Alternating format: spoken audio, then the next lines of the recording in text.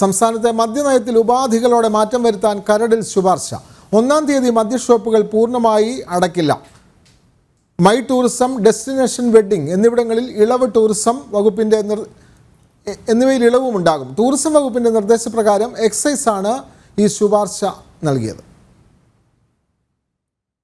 Bar ഉടമകളുടെ ആവശ്യപ്രകാരം സംസ്ഥാനത്ത് ഡ്രൈ ഡേ ഒഴിവാക്കണമെന്ന ആവശ്യമാണ് എക്സൈസ് വകുപ്പ് സർക്കാരിനെ അറിയിച്ചിരിക്കുന്നത്.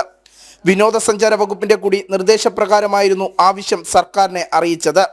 മദ്യനയം വിവാദമായതോടെ കരട് നയത്തിൽ ഉപാധികളോടെ മാറ്റം വരുത്താൻ എക്സൈസ് വകുപ്പ് സർക്കാരിന് ശുപാർശ നൽകി.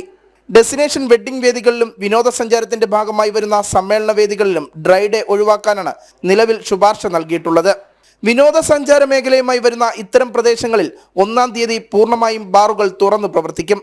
സമ്മേളന വേദികൾ ഒഴികെയുള്ള ഇടങ്ങളിലെ ബാറുകൾ ഈ ദിവസങ്ങളിൽ പ്രവർത്തിക്കില്ല. ഡ്രൈ ഡേ സാമ്പത്തികമായി നഷ്ടമുണ്ടാക്കുന്നതായി ടൂറിസം വകുപ്പ് നേരത്തെ തന്നെ എക്സൈസ് വകുപ്പിനെ അറിയിച്ചിരുന്നു. എക്സൈസ് വകുപ്പിന്റെ അധികാര പരിധിയിൽ വരുന്ന വിഷയം ടൂറിസം വകുപ്പ് മുൻകൈയെടുത്ത് ചർച്ചകൾ നടത്തിയത് വലിയ വിവാദമായിരുന്നു. സംസ്ഥാനത്ത് ഡ്രൈ ഡേ ഒഴിവാക്കുന്നതിലൂടെ 15,000 കോടി രൂപയുടെ സാമ്പത്തികമായ ലാഭം സർക്കാരിനുണ്ടാകുമെന്നാണ് വിലയിരുത്തൽ. നേരത്തെ ചീഫ് സെക്രട്ടറി വിളിച്ച യോഗത്തിലും ഇതേ അഭിപ്രായം ഉയർന്നിരുന്നു. ബാർ ഉടമകളിൽ നിന്നും CPM നേതാക്കൾ കോഴ വാങ്ങിയതായുള്ള വിവാദങ്ങൾ ഉയർന്നു വന്നതും ഇതിന് പിന്നാലെയായിരുന്നു. ജനം, തിരുവനന്തപുരം.